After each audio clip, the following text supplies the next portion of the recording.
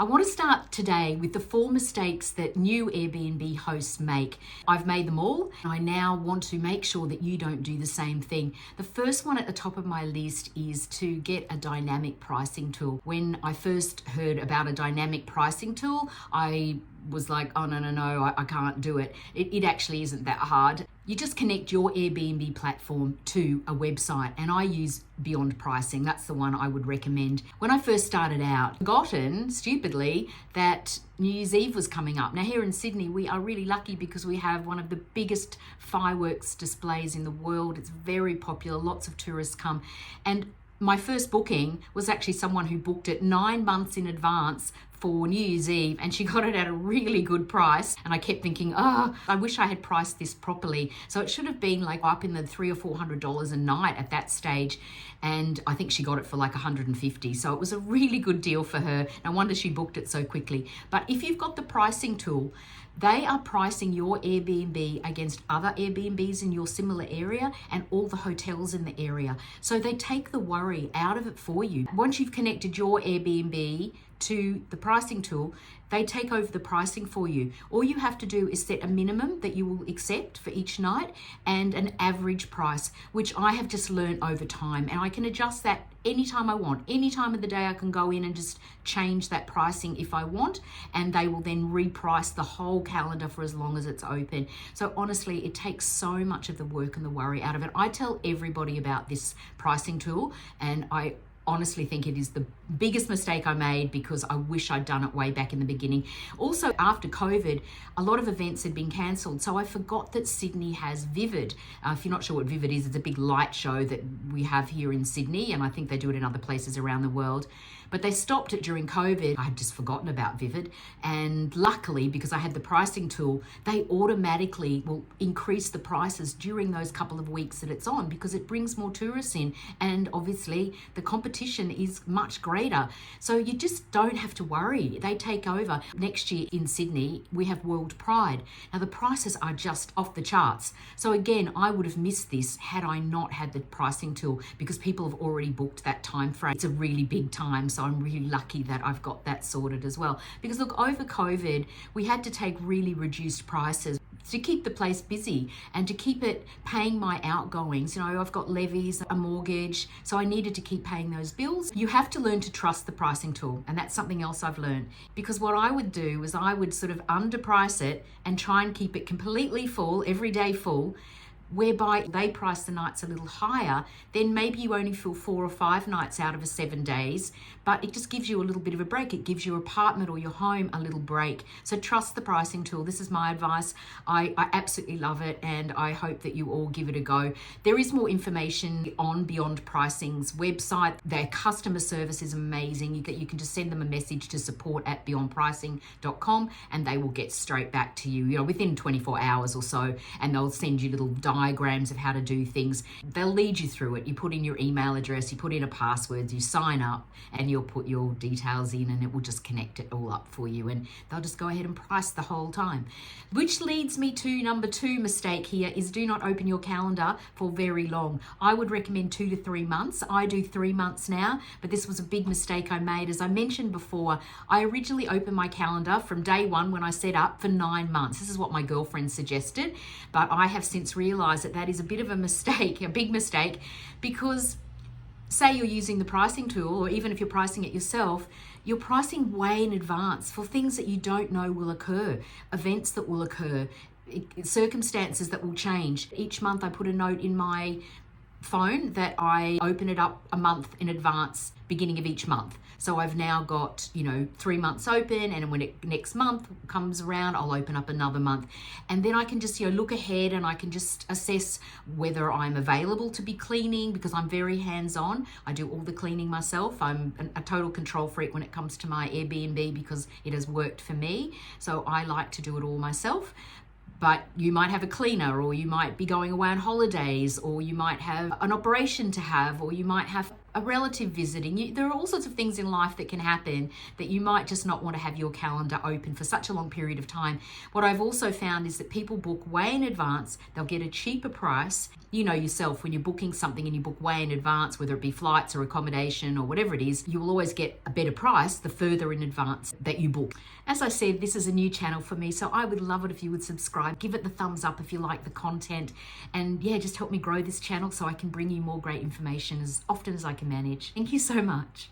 I've had this happen to me a couple of times where you'll get this tiny little booking of 2 or 3 days, and you have to honor these bookings. I mean, you do have to do the right thing. People have booked, and you are negatively impacted by Airbnb if you don't honor your bookings unless you've got a very good reason. I will go into that in other videos about dealing with Airbnb because I've had ups and downs there, but in general, I think their customer service is great, and I will go into that with you and how to talk to them and how to reach them. So keep your calendar only open for 2 or 3 months. I think that was a big mistake that I made in the beginning. I just feel I've got more control now, and I don't have people booking these tiny little stays for very cheap, stopping me from taking a big booking that could potentially be giving me thousands of dollars rather than just a few $100s. And this is a business. So please, think of it like a business and run it like one, and, take this advice because this is what's worked for me. So don't make the same mistakes I did.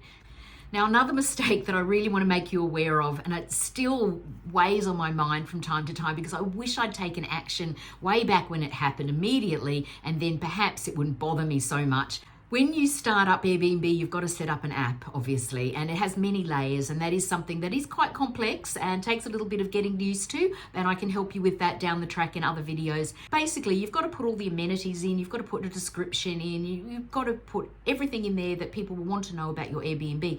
So in the beginning, as I was moving out of my apartment to set it up as an Airbnb, my dishwasher broke down the actual day that I was moving out, the last day. So I thought, well, there's nothing I can do right now, and I honestly couldn't afford to replace it at the time. So I had to mark on my app that I had no dishwasher.